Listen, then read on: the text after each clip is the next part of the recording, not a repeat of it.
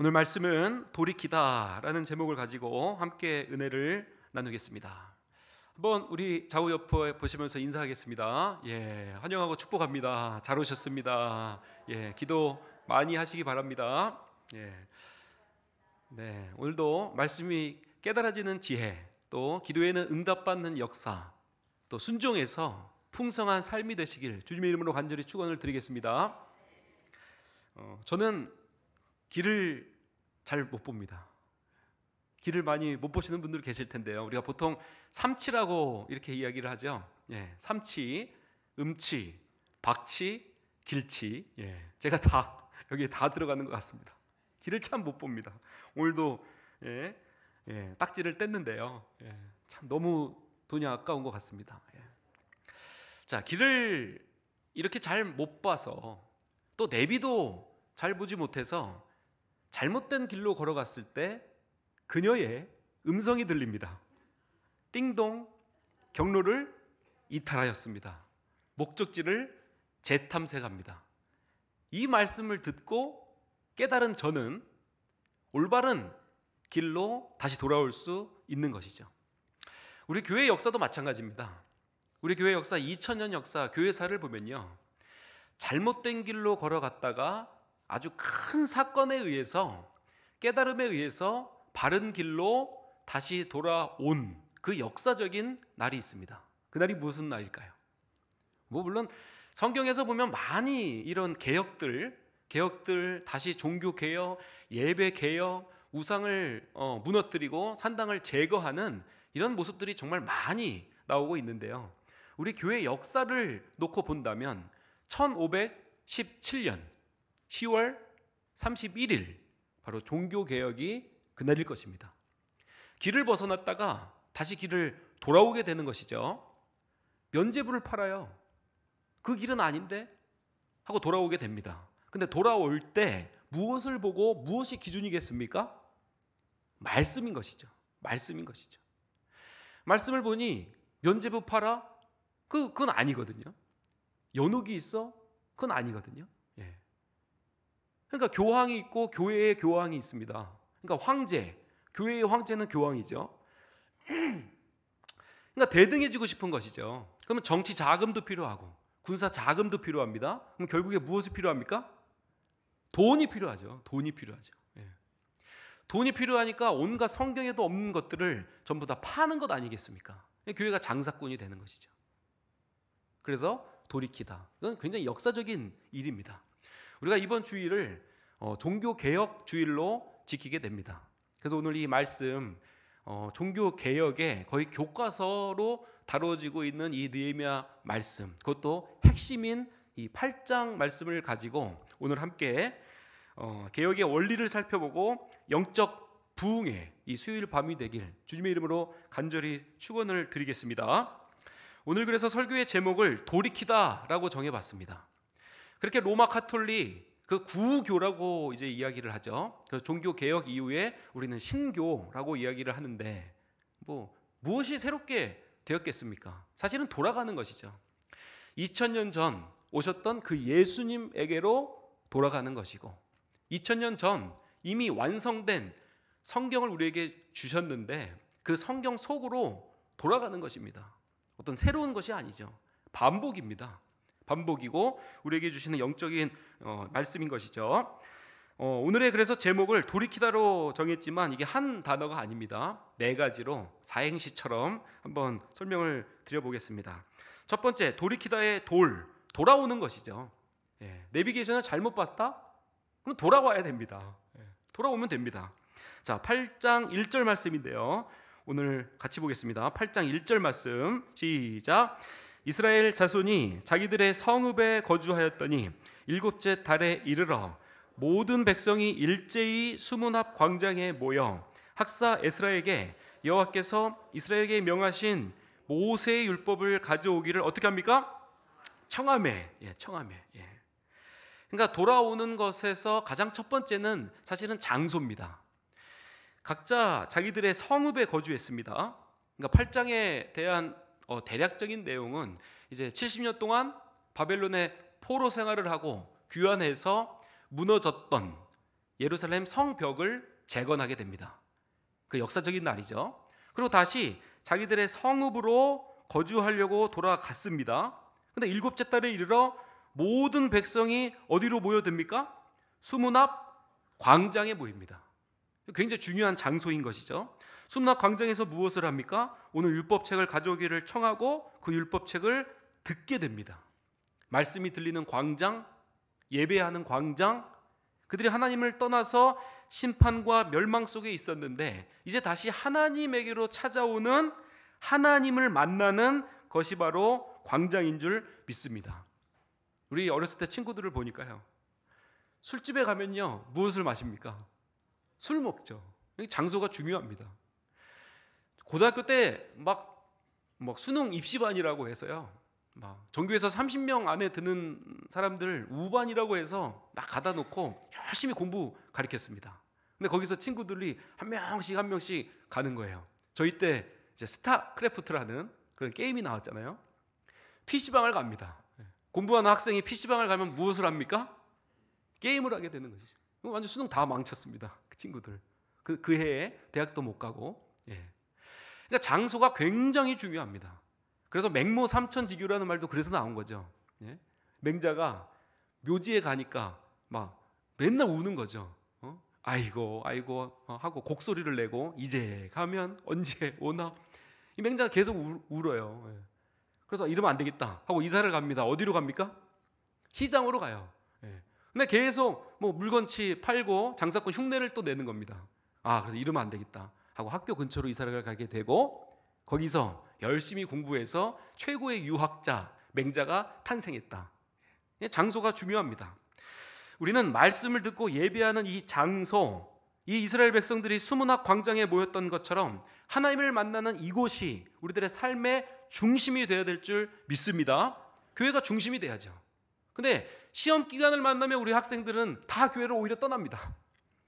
시험을 만났을 때 더 주님께 부르짖고 기도해야 되는데, 그 인생의 작은 중간고사, 기말고사, 수능이라고 하는, 우리가 인생을 많이 살아봤지만 사실 매일 그 시험의 연속이지 않습니까?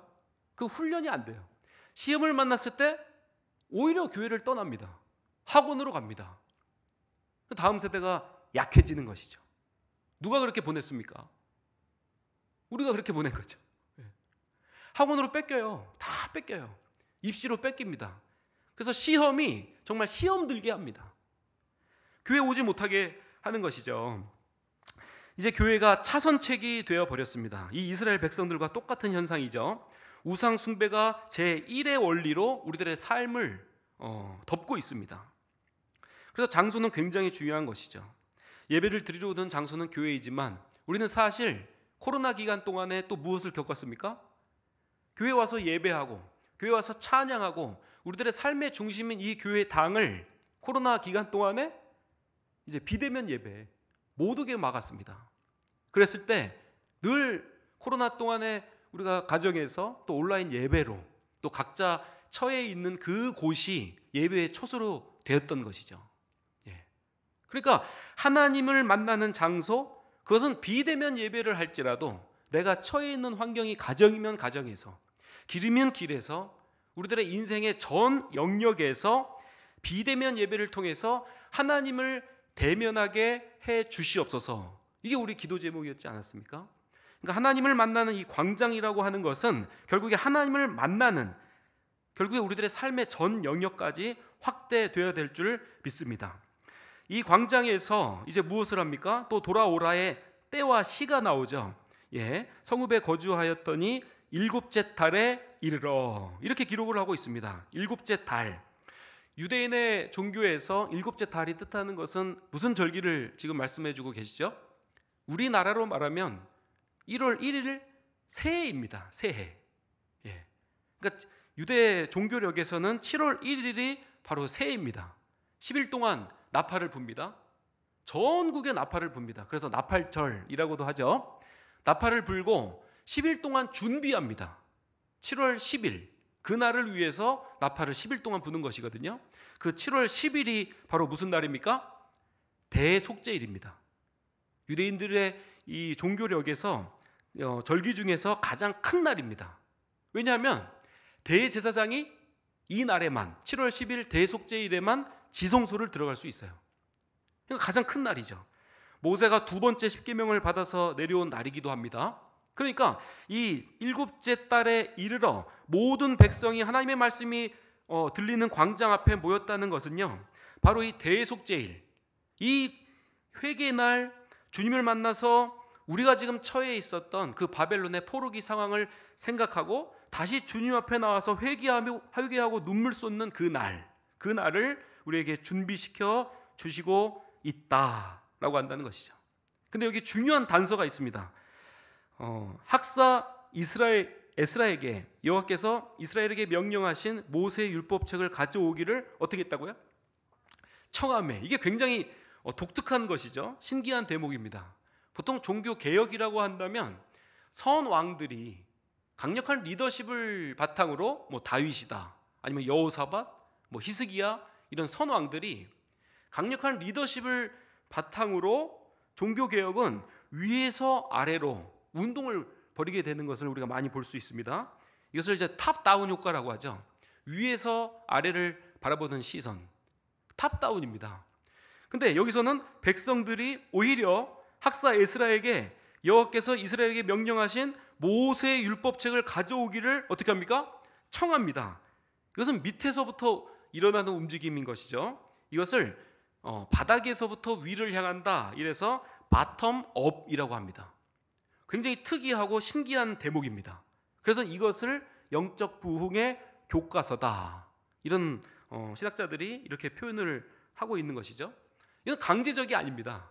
야, 기도하자, 말씀 보자, 위에서 아래로 권위적으로 하는 운동이 아니라 밑에서부터 자발적으로 일어나는 운동입니다.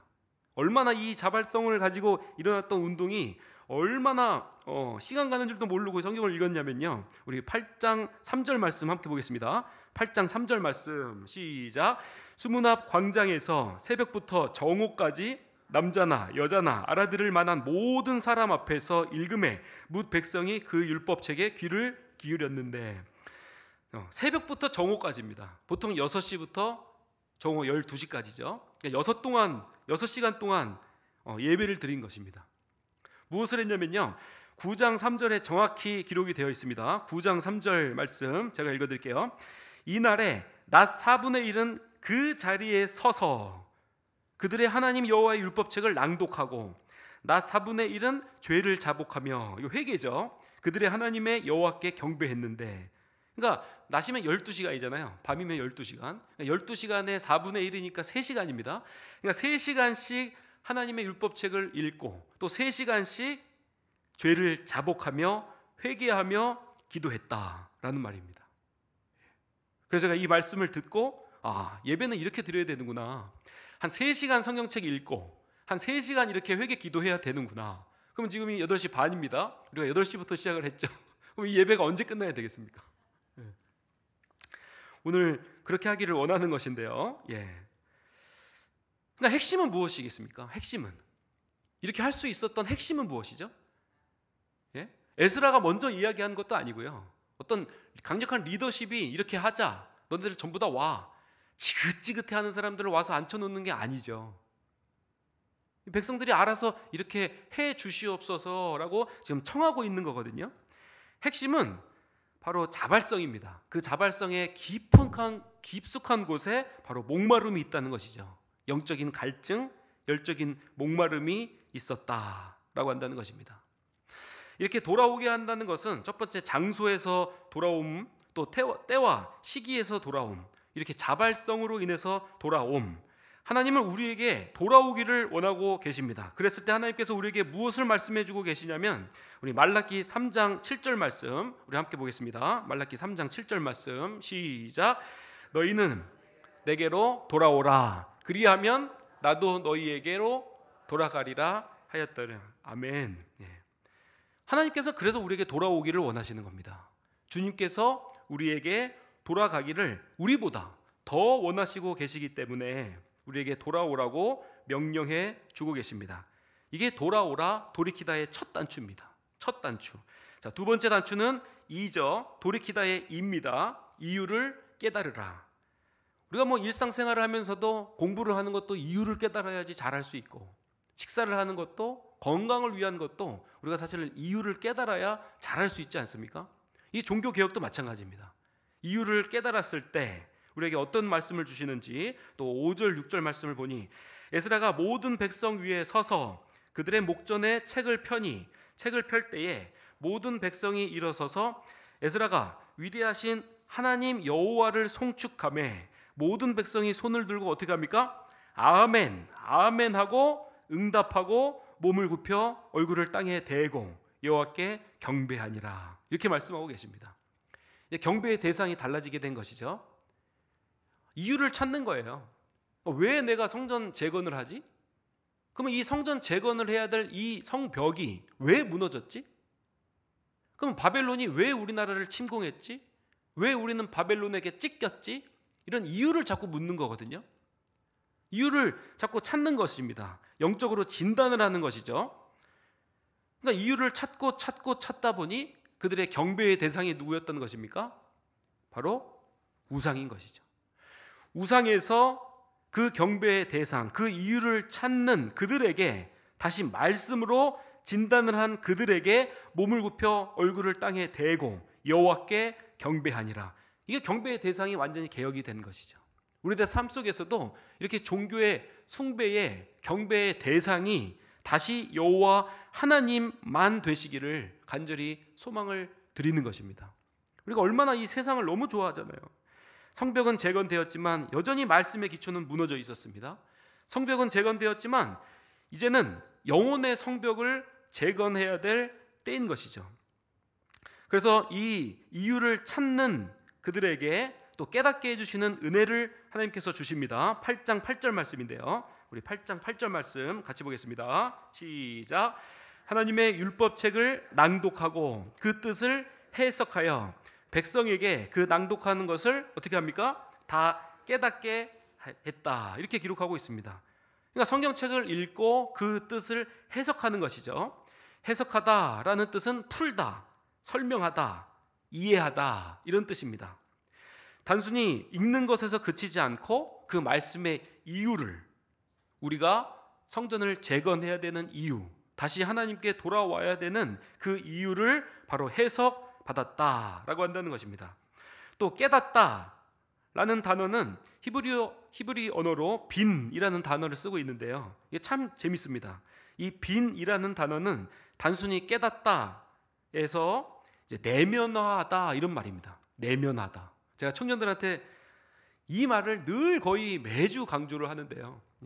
성경 말씀을 읽으면 이게 뭐 인쇄술인지 잉크인지, 그냥 어느덧 그냥 이 성경 말씀을 읽으면 단순한 그런 자격이 아니라 내가 읽는 것인데 이제 내가 읽는 것인지, 이제 말씀이 나를 읽는 것인지, 그 말씀과 내가 내면화해야 된다, 이 말씀을 지금 해주시는 것이죠. 그래서 말씀을 단순히 듣는 지식이 아니라 삶으로 스며든 진리임을 강조하고 있습니다. 그렇게 이유를 찾고 그렇게 하나님의 뜻을 해석하고 내면화하면 어떤 이제 반응이 됩니까? 8장 9절 말씀입니다. 우리 8장 9절 말씀 함께 보겠습니다. 시작. 백성이 율법의 말씀을 듣고 다 우는지라.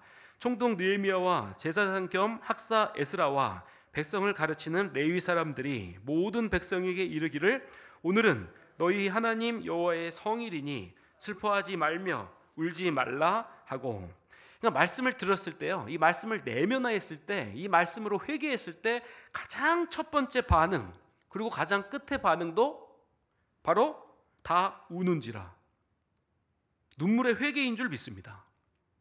한번 적용 질문 드려보고 싶어요.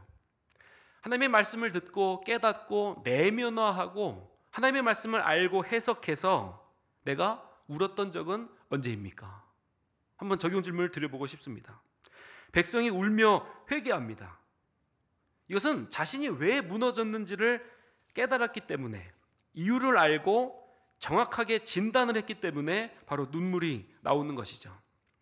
바벨론의 포로된 이유를 깨달았습니다. 우상 숭배와 불순종, 그 죄악들을 깨달았습니다. 우리들의 신앙이 식은 이유도, 또 예배가 무기력해진 이유도, 교회가 세상과 다르지 않는 이유도 바로 깨닫고, 이게 개혁의 원리로 우리의 영혼을 진단하고 그 이유를 깨닫고 오늘 이 밤 회개의 눈물을 흘려야 될 줄 믿습니다. 그래서 박윤선 박사님은 이 주석을 해석하면서 이렇게 이제 설명을 하고 있습니다. 회개의 눈물은 말씀을 깨달을 때에만 가능하게 된다. 가능하게 된다. 이 말씀에 깨달아지고, 이게 수천 년 전에 역사 속의 이야기가 아니라 오늘 하루를 살아가고 있는 나의 말씀으로 깨달아지게 되기를 주님의 이름으로 간절히 축원을 드리겠습니다. 자, 돌이키다에서 이제 세 번째 키, 이것은 키워가라 이런 뜻입니다. 이제 키움인 것이죠. 어린아이와 같은 신앙에서 우리들이 성숙하게 되고 자라는 것을 뜻하고 있습니다. 우리 8장 10절 말씀인데요. 우리 8장 10절 말씀 함께 보겠습니다. 시작. 느헤미야가 또 그들에게 이르기를 너희는 가서 살찐 것을 먹고 단 것을 마시되 준비하지 못한 자에게는 나누어 주라. 이날은 우리 주의 성일이니 근심하지 말라. 여호와로 인하여 기뻐하신 것이 너희의 힘이니라 하고. 아멘. 첫 번째는요, 이 회복은 개인의 영역입니다. 느헤미야가 또 그들에게 이르기를 너희는 가서 살찐 것을 먹고 단 것을 마시되. 그러니까 대속죄일은 금식하는 날이거든요. 그러니까 금식하고 이렇게 6시간 동안 예배하고 그러면 얼마나 사람이 지칩니까? 우리가 기도 많이 하고 이러면 막 지치잖아요. 좋으면서도 지치는 게 있어요. 자, 여기서 먹고 마시라는 거죠. 개인의 영역입니다. 이것은 영성의 영역인가 동시에 또 체력의 영역이기도 하는 것이죠. 근데 이것이 개인의 영역에서만 끝나는 것이 아니라 이것을 어떻게 하라고 말씀하고 계십니까? 준비하지 못한 자에게는 나누어 주라. 이것은 이제 사회적인 영역인 것이죠. 공동체의 영역인 것입니다. 제가 얼마 전에도 설명을 드린 적이 있는데요. 우리가 농사를 열심히 짓다가 이제 산업화가 됩니다. 또 정보화가 되죠. 또 지금은 첨단 산업화, 첨단 과학화, AI화 막 이렇게 되는 것이거든요. 그러니까 화가 붙으면 이게 절대 개인의 영역이 아닌 것이죠. 이건 공동체의 영역입니다. 이것은 문명의 영역인 것이죠. 그러니까 나누라, 이 말은 개인이 회복되는 인생에서 이제 사회적 영역으로, 공동체의 영역으로 확대가 됩니다. 또 그리고 어떻게 말씀하십니까? 이날은 우리 주의 성일이니 근심하지 말라. 여호와로 인하여 기뻐하는 것이 너희의 힘이라. 이렇게 말씀하고 계십니다. 회개를 할 때는 눈물로 회개를 하는 것이죠. 내 죄를 발견하고 내가 죽을 것 같아서, 내 죄 때문에 내가 죽을 것 같아서 회개를 합니다. 그게 눈물인 것이죠. 근데 눈물은 끝이 아니라 시작인 것이죠. 그 죽을 것 같았던 나를 위해서 예수 그리스도께서 오시고 이 벌레같이 죽을 나를 위해서 구원해 주신 그 기쁨. 그래서 회개의 눈물은 이제 기쁨으로 나아갈 수가 있다라고 한다는 것입니다. 오늘 이 말씀이 여호와로 인하여 기뻐하는 것이 우리들의 힘이 되기를 간절히 축원을 드리는 것입니다. 개인의 영역도 힘의 영역인 것이고, 그리고 나누어 주라, 이 공동체의 영역으로, 사회적인 영역으로, 그리고 여호와로 인하여 기뻐하는 우리 모두의 힘, 그 힘의 근원 되신 여호와 만왕의 하나님만 붙잡을 수 있는 이 밤이 되기를 간절히 소망을 드리는 것입니다. 자, 이제 마지막 이거는 다시 살아가라, 새롭게 인생을 살아가라 이 뜻입니다. 우리 12절 말씀인데요. 8장 12절 말씀, 자, 함께 읽겠습니다. 시작. 모든 백성이 곧 가서 먹고 마시며 나누어 주고 크게 즐거워하니 이는 그들이 그 읽어 들려준 말을 밝히 알미라. 이렇게 기록하고 있습니다. 아까 우리가 8절에서 깨닫다라는 단어가 빈이라고 말씀을 드렸죠. 그 빈이 이제 이해하다, 그뿐만이 아니라 내면화하다 이런 뜻이라고 말씀을 드렸습니다. 그래서 12절에 알미라, 이 말은 희빈입니다. 이제 빈에서 희빈, 이제 한 글자가 더 붙은 것이죠. 이 말의 뜻은요, 단순히 머리에서만 아는 것이 아니라 이제 삶의 영역까지 행하다, 이런 뜻을 내포하고 있습니다. 그러니까 예를 들어서 이제 우리 아이니가 자전거를 지금 배우려고 하고 있거든요. 자전거를 사줬습니다. 그러면 이제 물어볼 수 있잖아요. 너 자전거 타는 법 알아? 이렇게 물어볼 수 있습니다. 그러면 자전거 타는 법을 알아, 이 말은 무슨 말입니까? 그냥 머릿속에서만 자전거 타는 법을 안다 이 말입니까? 아니죠. 삶의 영역에서 정말 다리로 손으로 균형을 맞추고 바퀴를 굴리고 자전거 타는 법을 안다 이런 말이 되겠죠. 그러니까 여기서 이 히빈이라는 단어는 우리들의 삶을 변화되어서 하나님의 말씀을 붙잡고 살아가는 우리들의 삶의 영역을 다루고 있습니다. 이 삶의 영역을 우리가 깨닫게 하는 것이 바로 인지치료라는 말을 많이 들어보셨을 거예요. 이 인지치료의 가장 중요한 핵심은요, 인지부조화를 밝히는 것입니다. 인지부조화. 예를 들어 제가 건강을 위해서 열심히 생각을 하고 건강을 챙기는 사람입니다. 근데 백해무익한 담배를 하루에 3갑씩 핍니다. 이게 인지부조화죠. 그 인지부조화를 깨닫는 순간 이제 치료가 시작이 되는 것이거든요. 그러니까 하나님의 말씀, 그 이유를 깨닫는 우리는 회개의 자리에 나아갈 수 있고 그 회개의 자리에서 기쁨의 눈물로 바꿔주시는 하나님과 함께 다시 살아가리라. 이 말씀대로 우리들의 삶의 전 영역에서 하나님과 함께 살아갈 수 있는 힘을 주님께서 공급해 주신다라는 말씀입니다. 말씀은 듣는 것이 아닙니다. 들음에서 사는 것인 줄 믿습니다. 복음은 머릿속에 감춰져 있는 것이 아닙니다. 머릿속에서 뜨거운 심장을 가지고 기도하고 그리고 손과 발이 가는 적용으로 이 세상을 살아내야 될 줄 믿습니다. 말씀을 정리하겠습니다. 오늘 이 느헤미야 본문에는 이 성벽 재건이라는 어떤 이스라엘 역사 속에서 큰 일을 이루어낸 후에 벌어진 일입니다. 성벽은 재건했지만 여전히 영혼은 무너져 있었고 말씀도 무너져 있었습니다. 예배도 무너져 있었던 것이죠. 그러니까 영적 부흥이라고 한다는 것은요, 우리가 내외적으로 함께 일어나며 주님과 함께 동행하는 삶인 것인 줄 믿습니다. 그러니까 1517년 종교 개혁을 했을 때도 우리가 교회를 바꾸겠다, 어떤 새로운 종교를 창설하겠다 이런 말씀이 아니죠. 말씀으로 돌아가겠다. 2000년 전 오셨던 그 예수님의 가르침으로 돌아가겠다, 돌이키다. 이것이 우리들의 삶을 살아내야 될, 또 종교개혁의 508주년을 기념하는 올해 우리가 들어야 될 말씀인 줄 믿습니다. 이 본문을 해석하면서 존 칼빈은 기독교 강요에서 이렇게 이야기를 하고 있는데요. 한번 띄워주시면, 참된 회개는 단순히 죄를 슬퍼하는 감정이 아니라 하나님께로 전심으로 돌아가는 변화이다. 돌아감은 성령의 역사이며 인간의 전 존재가 말씀으로 새로워지는 일이다. 이렇게 오늘 이 본문을 설명하고 있습니다. 이 말씀이 오늘 우리들의 말씀이 되기를 소망합니다. 돌이켜야 되는 것이죠. 말씀을 마치기 전에 한번 정리를 해보고 싶은데요. 돌이키다.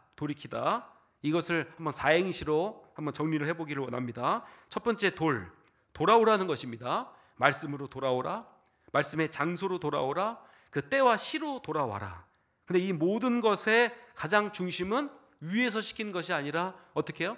자발성으로 일어나는 것입니다. 자발성으로 일어나는 것입니다. 자, 돌이키다의 이는 이유를 깨달으라. 영적으로 진단을 하라는 것이죠. 그랬을 때 이유를 깨닫는 자는 회개의 눈물로 나아갈 줄 믿습니다. 돌이키다의 키는 키워가라는 것이죠. 개인의 영역에서 사회적 영역으로, 그리고 여호와께서 나에게 기쁨의 원천 되시는 그 기쁨의 영역으로 키워가다. 성숙을 담고 있습니다. 그리고 마지막 다시 살아가라.